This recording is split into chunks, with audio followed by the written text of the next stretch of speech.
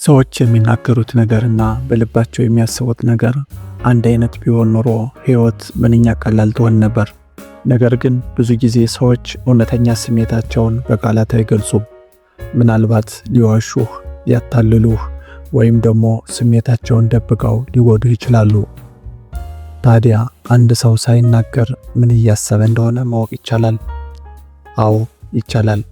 ሳይንሱ እንደሚነግረን 93% የሚሆነው የሰው ልጅ ተግባቦት በቃላት ሳይሆን በሰውነት ቋንቋ ነው።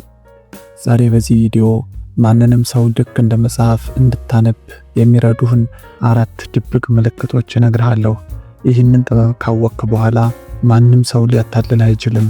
ይልቁንም በሰው ዘንድ ያለህ ተጽዕኖና ክብር በጥፍ ይጨምራል። ምልክት 1 የእግር አቅጣጫ። ሰዎች ሲዋሹህ ፊታቸውን አይተህ ለመረዳት ሞክረሃል? ተሳስተሃል። የሰው ልጅ ዝግመተ ለውጥ እንደሚያሳየው አደጋ ሲመጣ መጀመሪያ የሚሸሸው ወይም የሚከላከለው እግራችን ነው። ስለዚህ አእምሯችን ሳያውቀው እውነተኛ ፍላጎቱን በእግራችን አቅጣጫ ይገልጻል። ለምሳሌ ከአንድ ሰው ጋር ቆመህ እያወራህ ነው እንበል። ሰውየው ዓይንህን እያየ ፈገግ ይላል፣ ጥያቄህንም ይመልሳል። ነገር ግን በደንብ ተመልከት። የሰውየው ደረትና ፊት አንተ ጋር ቢሆንም አንድ እግሩ ወደ ውጭ ወይም ወደ በሩ ወይም ደግሞ ወደ መኪናው አቅጣጫ ዙሯል። ከሆነ ያ ሰው በአእምሮ ቀድሞ ወጥቷል። ንግግርህ ሰልችቶታል ወይም ደግሞ በጣም ቸኩሏል። ሌላ ምሳሌ ልንገርህ። ሰዎች በተሰበሰቡበት ንግግር ስትጀምር እነሱ ደረታቸውን ብቻ ወደ አንተ አዙረው እግራቸውን ግን ከጎናቸው ካለው ተጠጋግቶ ከሆነ አትፈለግም ወይም ደግሞ የግል ወሬ እያወሩ ነው ማለት ነው። ነገር ግን እግራቸውን እንደ ኮምፓስ ከፍተው ወደ አንተ ካዞሩ በደስታ ተቀብለውሃል ማለት ነው። ልብ በል ወንድሜ፣ አንድን ሰው እያወራኸው እያለ በንግግርህ መሃል ሰውነቱን ሳይሆን እግሩን ብቻ ወደ አንተ ካዞረ ያ ሰው ትሕትና እያሳየህ ነው እንጂ በሐሳብ አልተመረከም። እውነተኛ ፍላጎት ያለው ሰው ሙሉ ሰውነቱን፣ ደረቱን፣ ፊቱንና እግሩን ወደ አንተ ያዞራል። ምልክት 2 የአይን ግንኙነትና የብሌን መስፋት። አይን የነፍስ መስኮት ነው ይባላል። አንድ ሰው በቃላቱ ሺህ ጊዜ ቢዋሽህም አይኑ ግን እውነቱን ከመናገር አይቆጠብም። የሰውን አእምሮ ለማንበብ ስትፈልግ ከአይኑ አቅጣጫ በላይ አይኑ ውስጥ ያለው ጥቁር ክፍል ወይም ብሌኑን በደንብ ተመልከት። ይህ ተፈጥሮ የሰጠን ትልቁ የውሸት መመርመሪያ ነው። አእምሯችን አንድ ነገር ሲወድ፣ ሲደሰት ወይም ደግሞ ለዛ ነገር ከፍተኛ ፍላጎት ሲኖረው የአይናችን ብሌን በራሱ ጊዜ ይሰፋል። ይህንን ማንም ሰው በራሱ ፈቃድ ሊቆጣጠረው አይችልም። ለምሳሌ አንተ የምትናገረው ሐሳብ ለሰውየው በጣም ደስ የሚል ከሆነ ወይም አንተን የሚወድህ ከሆነ አይኑ ውስጥ ያለው ጥቁር ክፍል ትልቅ ሆኖ ይታያል። በተቃራኒው ደግሞ አንድ ሰው ሲናደድ፣ ሲጠላ ወይም ደግሞ ሲሰለቸው ብሌኑ ይጠባል። አንድ ሰው ሲያወራህ የአይኑ ትኩረት ብዙ ይናገራል። አይኑን ሳይሰብር ትኩር ብሎ ካየህ ይህ ጥቃት ወይም ደግሞ ቁጥጥር እያሳየ መሆኑን ይገልጻል። በተደጋጋሚ አይኑን ወደ ጎን የሚሰርቅ ሰው ወይም በራስ መተማመን አጥቷል ወይም ደግሞ ያዘጋጀውን ውሸት ለማስታወስ እየሞከረ ነው። በስነ ልቦና ጥናት መሰረት ጤናማና በራስ መተማመን ያለው ሰው 80% የሚሆነውን ጊዜ አይን ላይን ይታያል። 20% የሚሆነውን ደግሞ አይኑን ለጥቂት ሰከንድ ፈቀቅ ያደርጋል። ምልክት 3 መመሳሰል።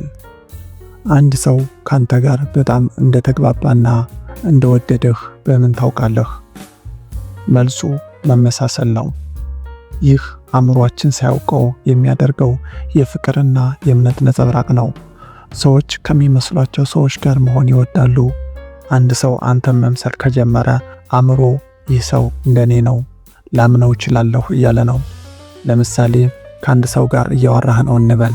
አንተ ረጋ ብለህ ፊትህ ላይ ያለውን ስኒህን አንስተህ ቡናን ስትጠጣ ያ ሰው ሳያውቀው ከጥቂት ሰከንዶች በኋላ እርሱም ስኒውን አንስቶ ቀጠጣ። እንኳን ደስ አለህ። ያ ሰው በአእምሮ ካንተ ጋር ሙሉ በሙሉ ተቆናኝቷል። አንተ እጅን ስታንቀሳቅስ እርሱም ካንቀሳቀሰ ወይም አንተ ፈገግ ስትል እሱም ካንተ ጋር አብሮ ፈገግ ካለ በመካከላችሁ የማይታይ የልብ ገመድ ተዘርግቷል ማለት ነው። አንድን ሰው ለማሳመን ስትፈልግ መጀመሪያ እሱን ምሰለው። እሱ ቀስ ብሎ የሚያወራ ከሆነ አንተም ቀስ በል። እሱ እጁን ካጣመረ አንተም በትንሹ እጅህን አጣምር። ከዛም ከጥቂት ደቂቃዎች በኋላ አንተ እንቅስቃሴህን ቀይር። ለምሳሌ እጅህን ፍታ። ያ ሰው አንተን ተከትሎ እጁን ከፈታ ያ ሰው አሁን ባንተ ቁጥጥር ስር ነው። አሁን የፈለከውን ሐሳብ ብታቀርብለት እሺ የመባል እድልህ ሰፊ ነው። ምልክት 4 የእጅ እንቅስቃሴና ከንፈር። እጅና ከንፈር የአእምሮአችን የደህንነት ባልቦች ናቸው። አእምሮ ሲጨነቅ ወይም እውነቱን ለመደበቅ ሲሞክር በእነዚህ ክፍሎች አማካኝነት ትንፋሹን ያወጣል። አንድ ሰው እያወራ እጆቹን ኪሱ ውስጥ ከከተተ ወይም ከጠረጴዛ ስር ደብቆ ከያዘ ተጠንቀቅ። ይህ ሰው የማይመቸው ነገር አለ ወይም የሆነ ነገር እየደበቀህ ነው። በስነ ልቦና ጥናት መሰረት እጆቹን በግልጽ አውጥቶ የሚያሳይ ሰው ክፍትና ታማኝ እንደሆነ ተደርጎ ይወሰዳል። እጆቹን የደበቀ ሰው ግን ከዚህ ንግግር መውጣት ፈልጋለሁ ወይም እውነቱን አልናገርም እያለህ ነው። የከንፈር መምጠጥ። ይህ በጣም ወሳኝ ምልክት ነው። አንድ ሰው ጥያቄ ስትጠይቀው ወይም አንድ ነገር ሲናገር ከንፈሩን ወደ ውስጥ መጥቶ ካየኸው ያ ሰው ትልቅ ውጥረት ውስጥ ነው። ከንፈር ወደ ውስጥ መምጠጥ ማለት አእምሮ የማይመች መረጃ ወይም ኔጌቲቭ ኢሞሽን እያስተናገደ ነው ማለት ነው። ምናልባት የጠየቀው ጥያቄ አሳፍሮታል ወይም ደግሞ ትልቅ ሚስጥር ላለመናገር ራሱን እየተቆጣጠረ ነው።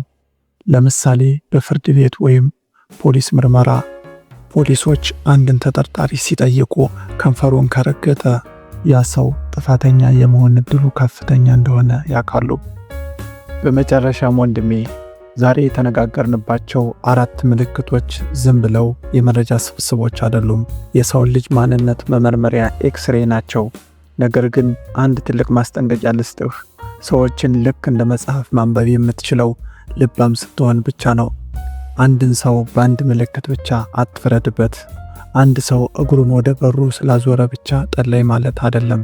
ምናልባት ሽንት ቤት ቸኩሎ ሊሆን ይችላል። ሚስጥሩ ያለው ጥምረት ላይ ነው። እግሩ ወደ በሩ ዞሮ ከንፈሩን ነክሶና እጆቹን ደብቆ ካየው ግን ያኔ አእምሮ ጮክ ብሎ እየነገረ ነው። አንድ ነገር ላሳስብህ ወዳጄ፣ ይህንን ጥበብ እንድትጠቀምበት የፈለጉት ሰዎችን እንድትሰልል ወይም ደግሞ እንድትጠራጠር አይደለም። ይልቁንም ሰዎች ሳይናገሩ የሚሰማቸውን ስቃይ፣ ፍርሃት ወይም ደግሞ ፍላጎት ተረድተህ የተሻለ መሪ፣ የተሻለ ጓደኛና የማይሸነፍ ሰው እንድትሆን ነው። ሰዎች የማይረዱትን ስሜት አንተ ስትረዳላቸው ክብርህ በሰማይ ላይ ከፍ ይላል።